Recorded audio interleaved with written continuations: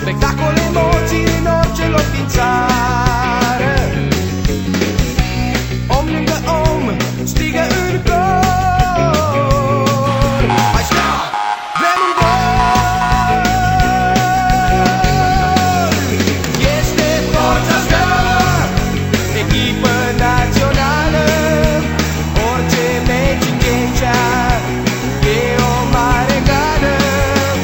Este Forța Steaua, campioană de elită.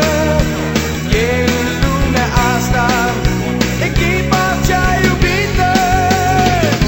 Îmi tot aduc aminte de Cupa Unicat. A fost un vis pe care cu toții l-am visat.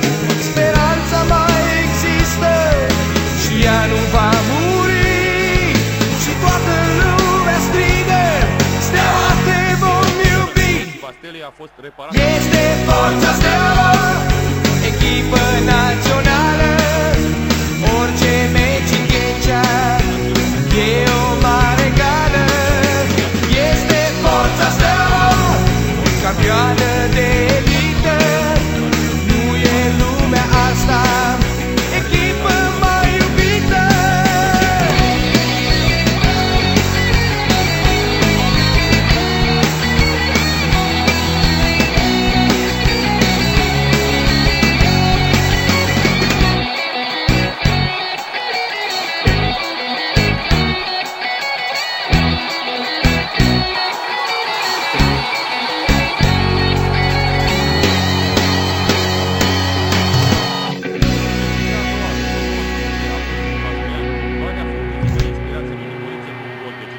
Am mizat pe viteza lui și pe ambiția jucătorului care în momentul venirii la Steaua nu știa să stea în teren. A motivat...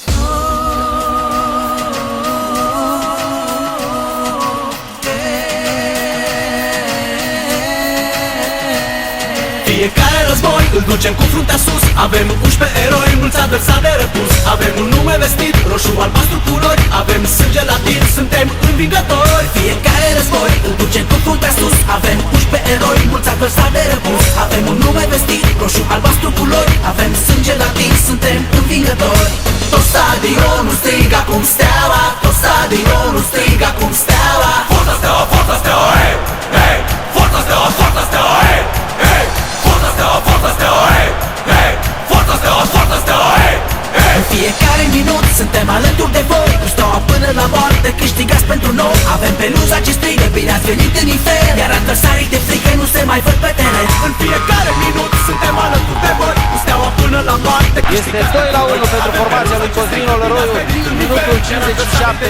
Înseamnă la goală Badea, înscrie din nou pentru Steaua.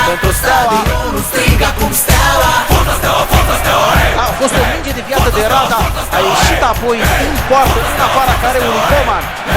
Forța Steaua, Forța Steaua, hey, hey. Hey, campionii din Ghencea mai sunt, nu pierde rus. Avem tradiție în spate și numele lăcătuș. Avem blazonul în suflet și cântăm până murim. Steaua, te iubim. Hey, campionii din Ghencea mai sunt, nu pierde rus. Avem tradiție în spate și numele lăcătuș. Avem blazonul în suflet și cântăm până murim. Steaua, te iubim.